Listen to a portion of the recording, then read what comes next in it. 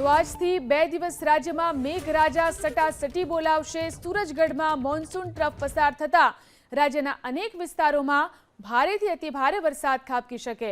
2 દિવસ સૌરાષ્ટ્ર, મધ્ય ગુજરાત અને ઉત્તર ગુજરાતના કેટલાક જિલ્લાઓમાં વરસાદ ભૂક્કા બોલાવશે।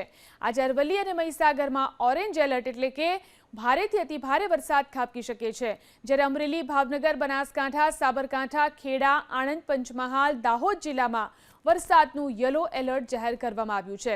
આ ઉપરાંત માછીમારોને પણ દરિયો ન ખેડવાની સૂચના અપાઈ છે। રાજ્યમાં અત્યાર સુધી સિઝનનો સરેરાશ 49% જેટલો વરસાદ વરસી ચૂક્યો છે।